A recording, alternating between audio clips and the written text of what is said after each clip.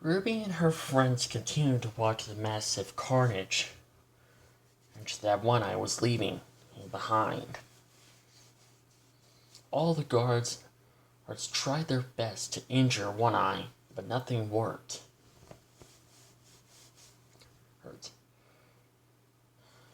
Ruby ended up seeing in horror as One Eye picked up one guard and looked at him straight in the eye.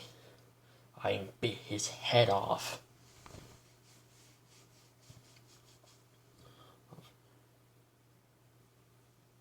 They just stood there and watched the carnage for a little bit. They actually needed One Eye to clear a path for them, to get all the guards' attention, to get all the soldiers' attention. So that way there'll be less people to worry about.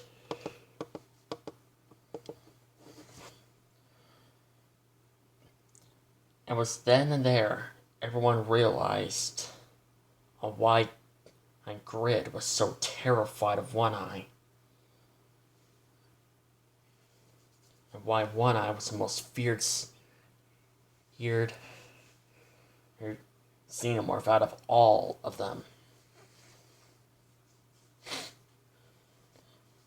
The carnage lasted for almost about 25 minutes until One Eye ended up moving deeper into the base.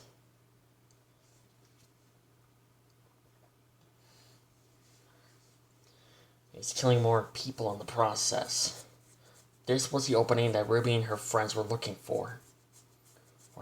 Alright, go. Grid, you stay here. If anyone comes by, hide in the vents. So Grid shook her head. And she watched as everyone left. While Ruby and her friends were searching for the supplies, One Eye continued on the carnage.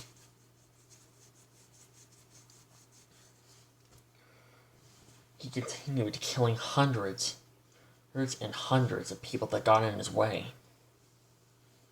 This was a mass killing field. Eventually, things kind of got a little worse for Ruby and the others. Out of nowhere, the Croc alien, the Bull alien, and the Gorilla alien ended up showing up to assist One Eye.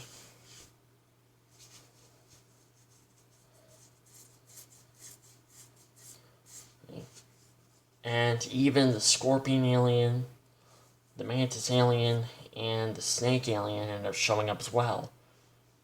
Even a few other random xenomorphs ended up coming out of nowhere. In the background, Ruby can hear one of the guards saying, "There's too many. Hey, we have to fall back. Like, God, who led these xenomorphs here?"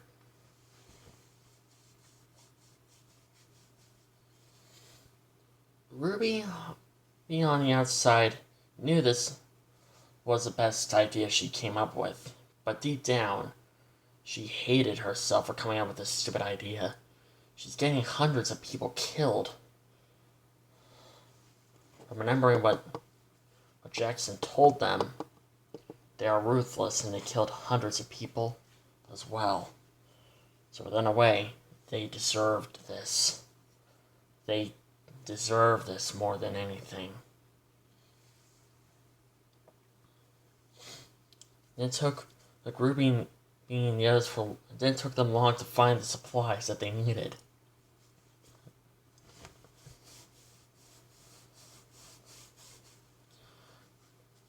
And it took them long to get out of there as soon as possible.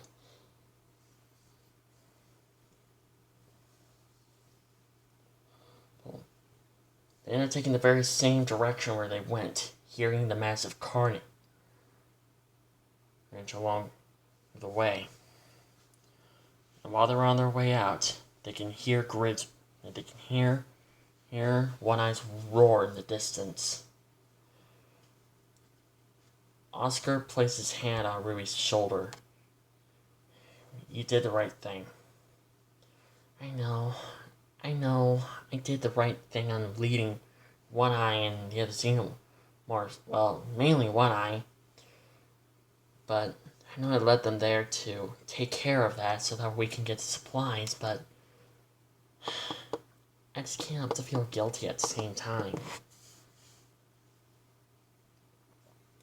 It was the right thing to do. Now come on. Let's head back to our base, and that way we can assist you guys on heading back to your base.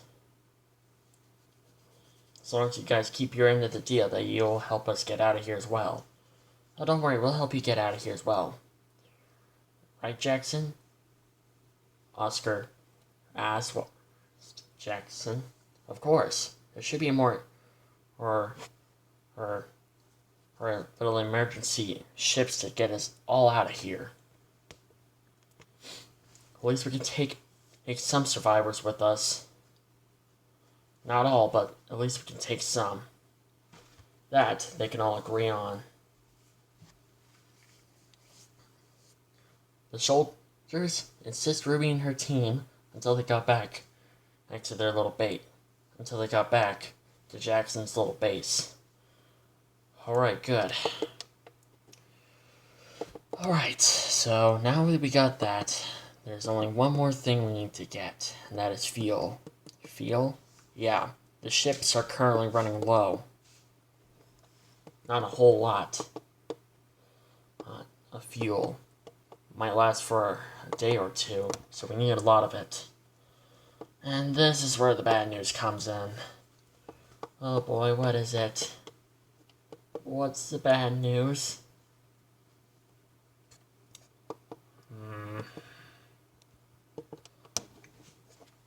Jackson swallowed. He had no idea how to tell them this. All the fuel is located here. He pointed at the Queen's nest. Are you kidding me?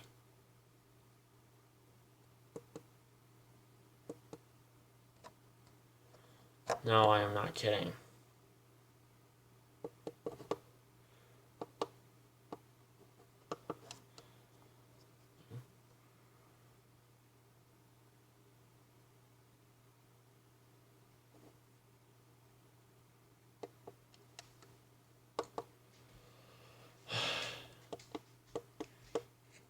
The fuel that we need is literally located in the Queen's nest.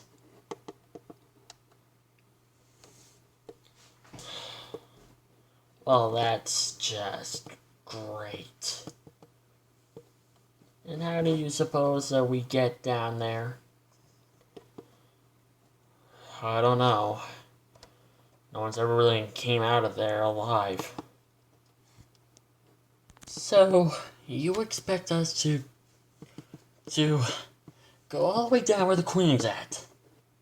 Where the goddamn Queen is at? Mm-hmm. This may not be an easy task, considering not many people make it when they go inside of the center of the nest. But it's the only way. That, or we stay here and get picked off one by one by the Xenomorphs that are out there, or we go down into the nest and, get the fuel without getting killed by the Queen. Or her royal guard, or her eggs. And the worst thing is, Grid can't come with us this time. Everyone can agree on that. Grid was now considered a traitor. If she was ever spotted near the nest, the Queen will not hesitate to have her killed. So it looks like it's just up to us, huh? Alright, Jackson, can you pinpoint the location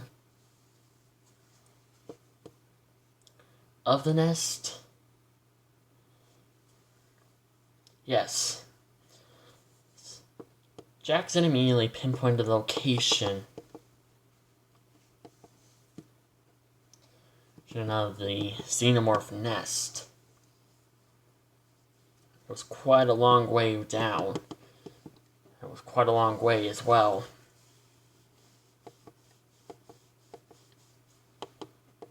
Considering the queen would rather prefer to be very far away from, well, other creatures, especially humans. If the humans knew where the queen was if she was near the surface, they will not hesitate to find her location and kill her. But since none really knew where she went, or none really know where she is located at, that gives the queen an upper hand to make a huge colony.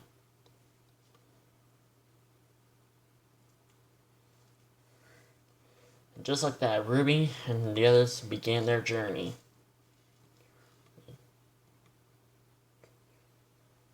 Jackson also gave them some flamethrowers to use on the xenomorphs. They're afraid of fire.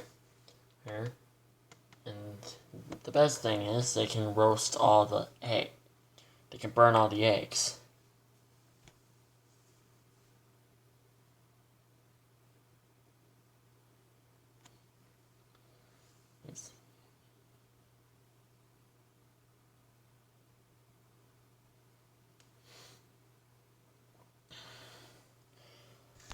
And so, Grid can only watch as her human companions set off on the most dangerous journey ever, going straight to the xenomorph nest.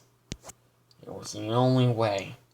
It was the only way because the fuel was located right near the nest. So, they had to get past the xenomorphs first, before they can get the fuel.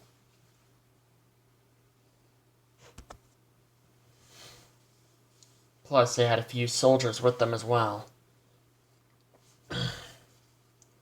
They had some extra armor just in case of some acid spilled on them.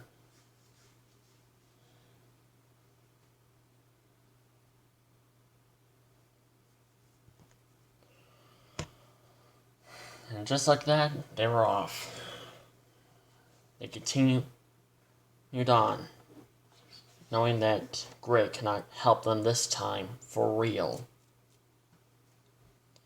If any of the xenomorphs spotted her, they would have her killed. So Grid just stayed near with Jackson. The only thing that Jackson was hoping was that the xenomorphs that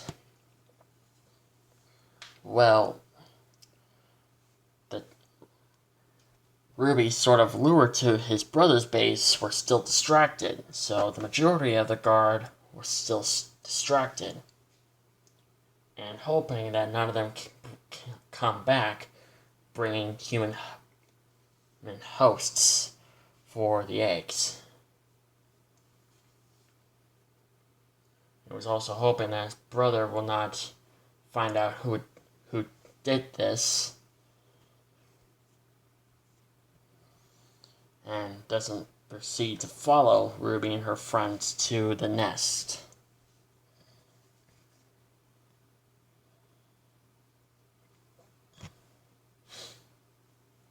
Ruby and her friends continued their way into the nest, down to the nest.